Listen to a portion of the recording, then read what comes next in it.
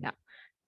Hi, everyone. I am Xin Ren. I'm a PhD candidate from the Safety and Security section of TU Delft.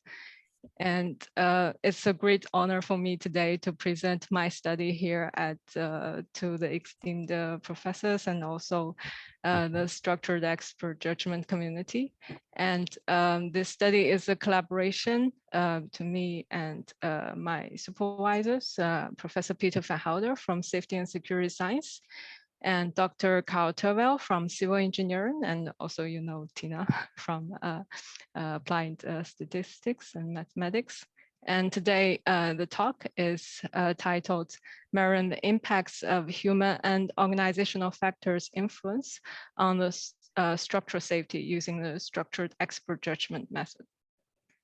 And the major focus of this study is on structural safety. And then what is structural safety?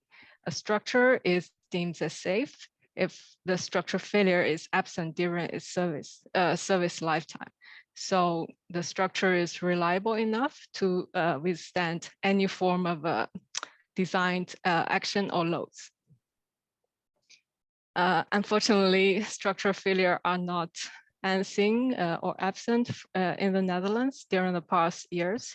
In 2011, the roof structure of the Twente Stadium partially collapsed, and it caused 2 deaths and 9 injuries. And more recently, the Eindhoven Airport parking building also partially collapsed. And luckily this time, no one get hurt. And structural failure can have adverse consequences.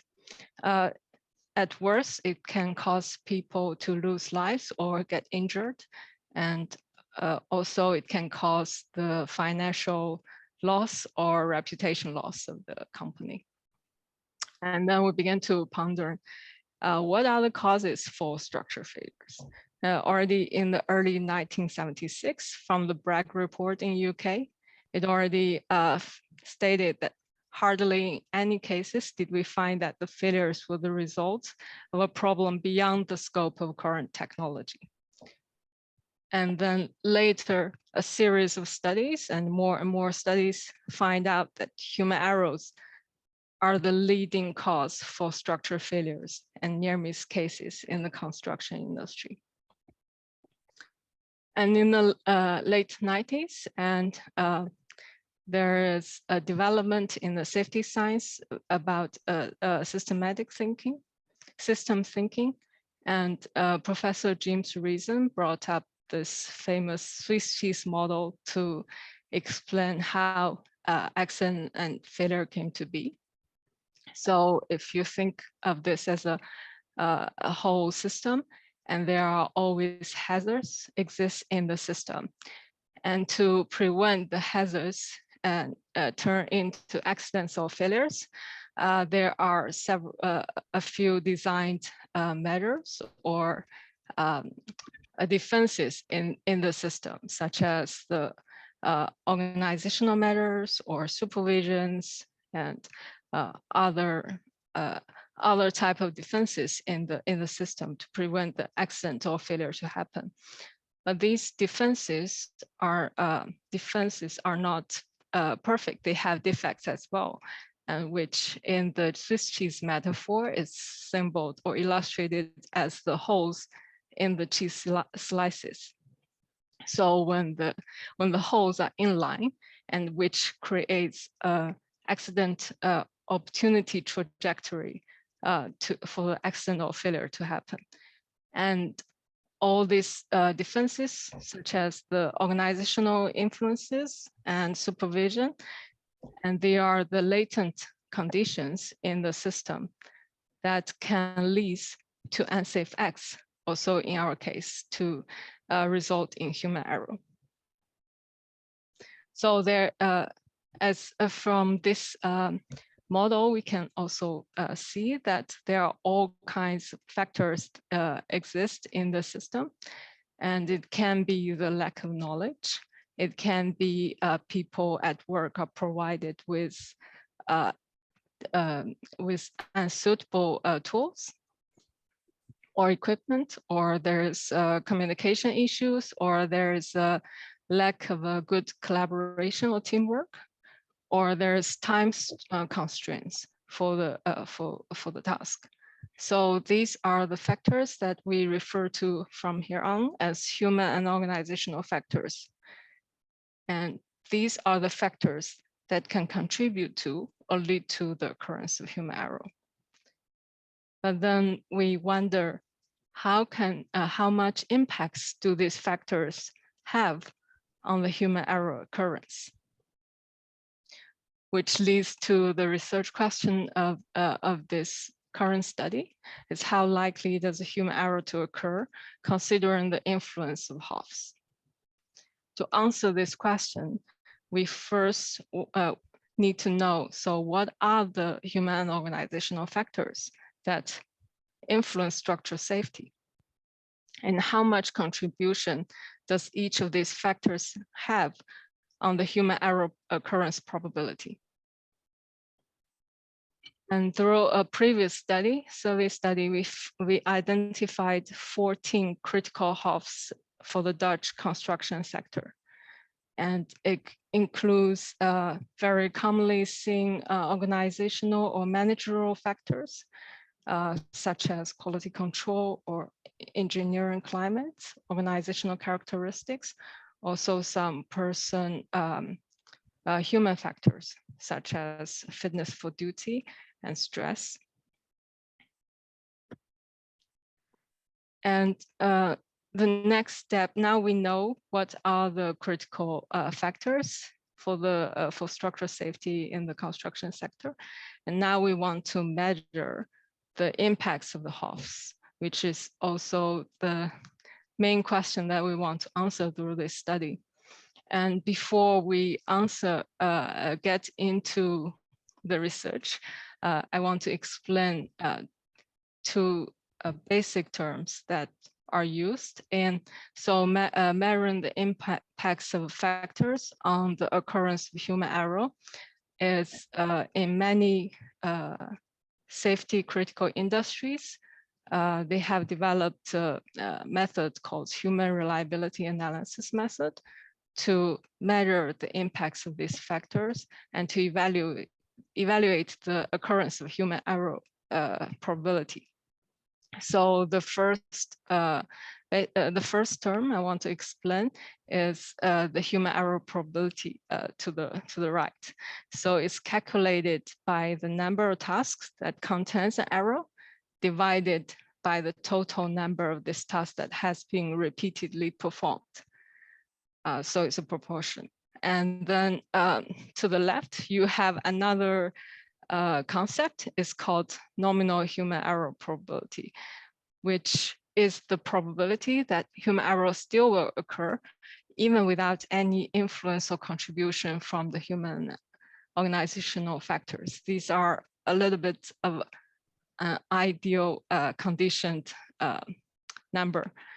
So the impacts of the human and organizational factors is reflected on how much changes the nominal human error probability is into the human error, the final observed human error probability. And so today we are going to measure these changes using the structured expert judgment method.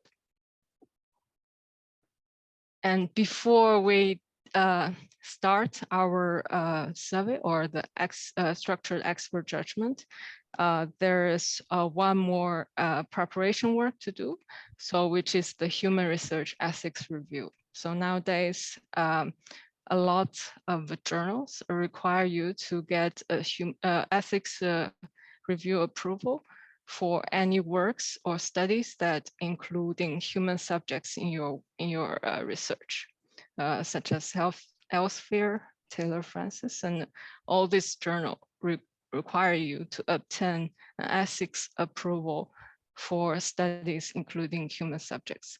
Also, here at TU Delft, for our study, we also went through the human research ethics review. And TU Delft actually requires you to submit an application with your study, so they can see if you meet all the risk requirements and meet the human research ethics. And so for us, any study including the human participants or the data from social media or the databases, data sets you use that elicited from human participants. So for us, basically, all structured expert judgment studies needs to acquire human research ethics review approval. And then next, we assembled our experts panels. So we sent out invitation to 20 experts, and 14 of them replied they would like to participate in the study. And we divided our experts evenly into panels. Each panel consists of 7 experts. And we tried our best to evenly distribute them, consider their working time and their education level, and the different role, like different stakeholder role for the company they're working with. And for each panel expert, we first ask them to answer 10 calibration questions that we find the answers from literature. And we divided the 14 critical HOFs into 3 parts. So there are 4 HOFs that are overlappingly so answered by both panels. And there are 5 HOFs that only answered by one panel expert. And for here it shows the which HOFs are answered by which panel expert. So the professional competence, information flow, complexity, and quality control are the 4 common factors that are being answered by both panel experts. In this way, we reduce the number of questions each expert needs to answer. So they only answer 10 calibration questions and 9 target questions. So 19 questions in total instead of 24 questions. And we ask the experts to elicit the 5th, 95th, and the 50th percentile for each factor. And before we start our survey, we performed 2 dry runs, and one of the expert data is used in this study in the data analysis. And then for the survey, we divided it into 2 sections. And section 1 contains the calibration questions, and section 2 contains the target questions. But the experts are not known or told about this. And they also are not familiar or not known about the structured expert judgment method. And the structured expert judgment is performed individually for each expert while a scheduled Teams meeting. And no discussions happened among experts.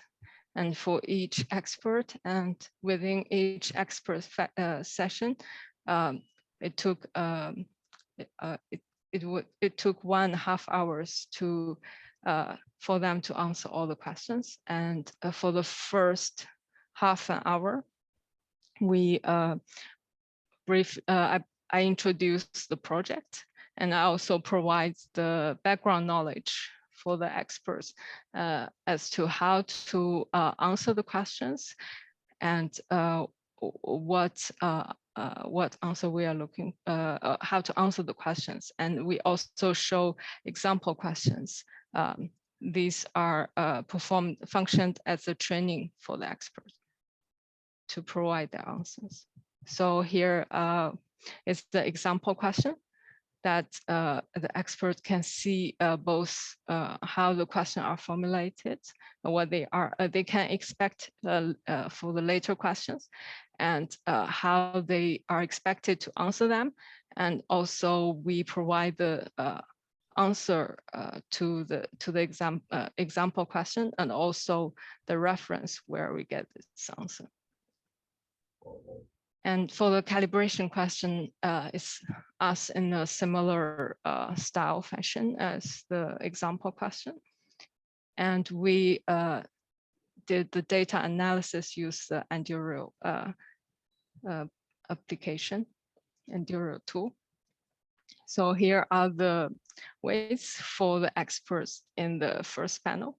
And we calculated the global weight decision maker, the item weight decision maker, and all in different forms. So without optimization, with optimization, and with the significance level 0.05, and also equal weight decision makers.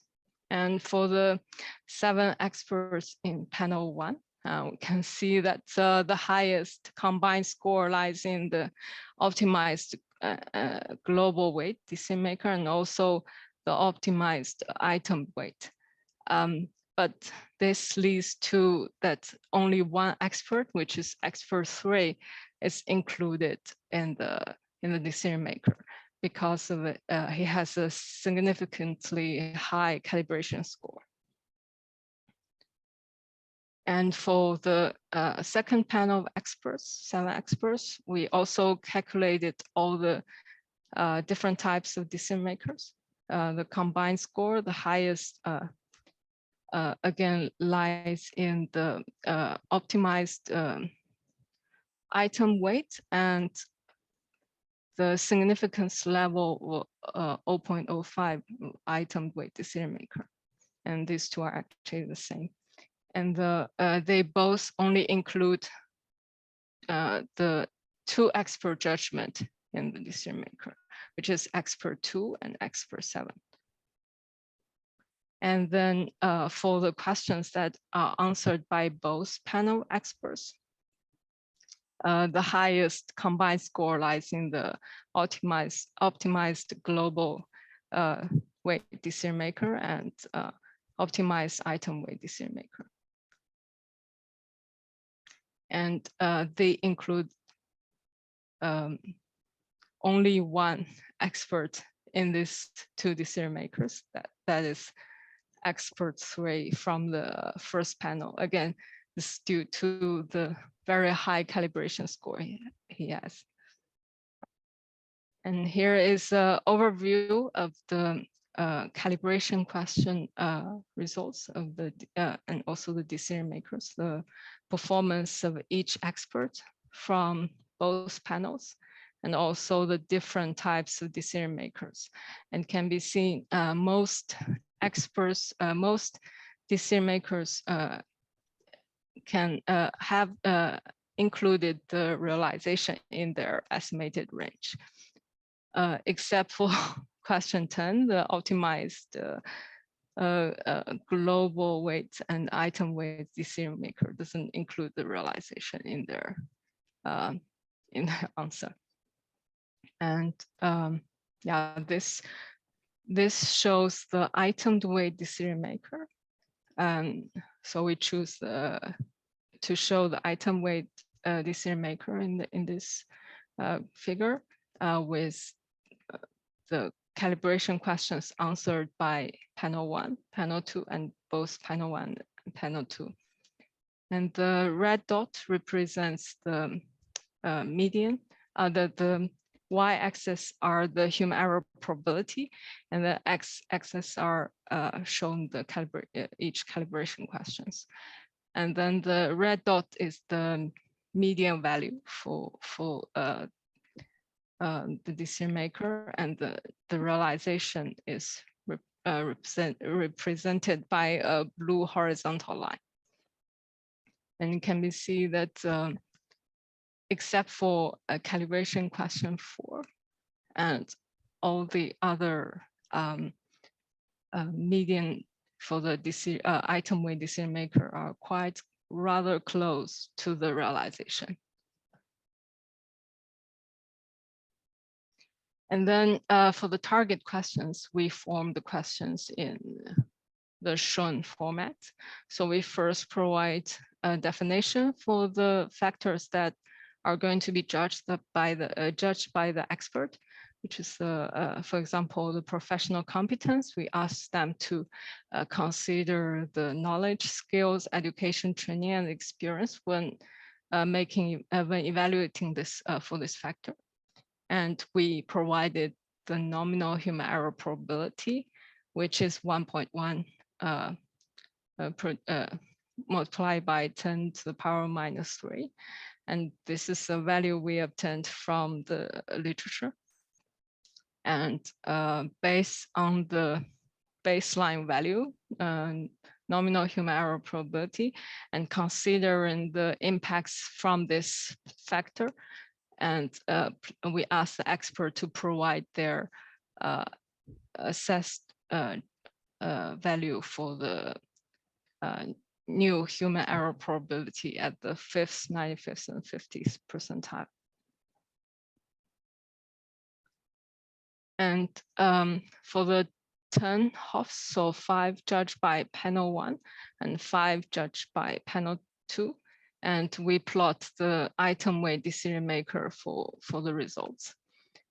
So again, the y-axis are the human error probability, and the x-axis are the different Hoffs that is displayed here.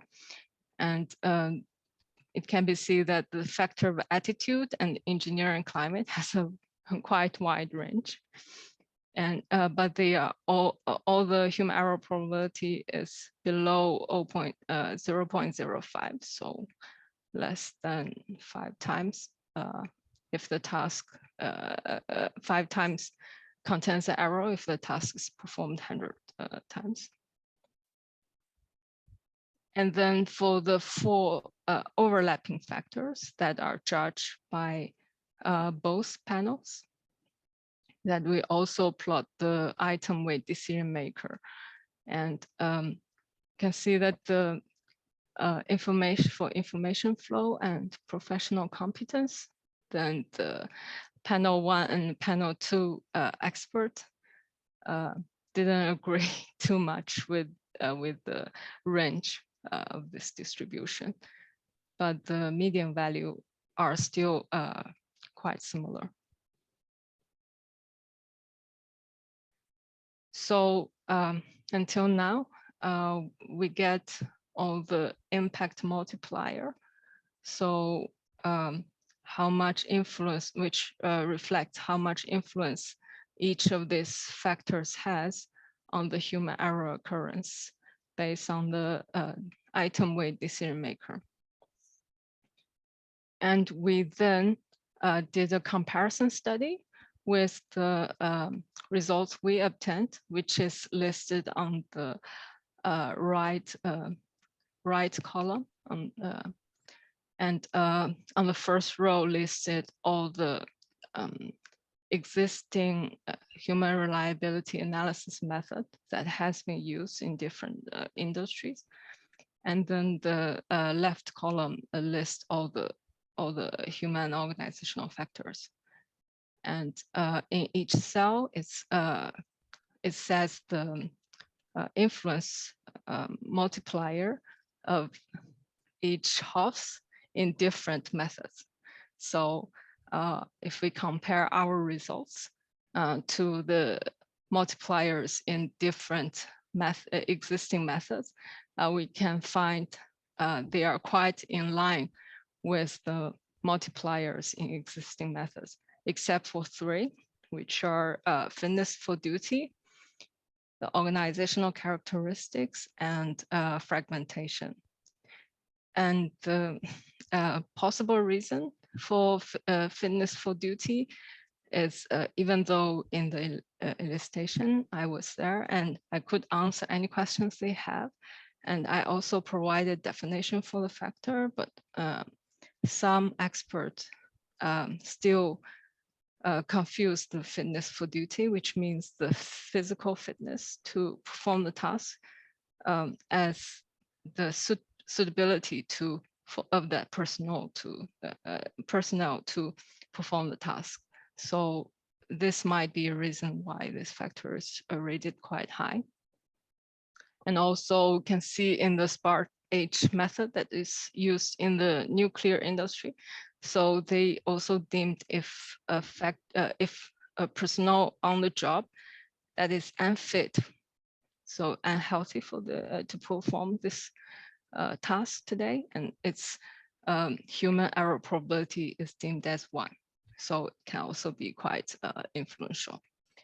And also the organizational characteristics is a very broad factor, which is difficult to judge, and the uncertainties in the judgment is quite high, I would say.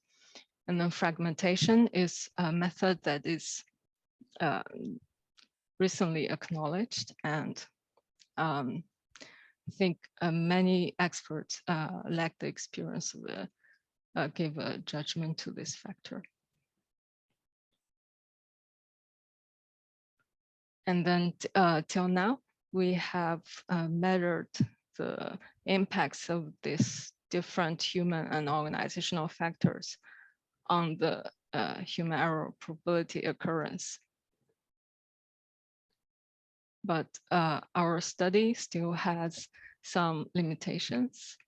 So I want to first say that it is really not easy to quantify the impacts of subjective variables.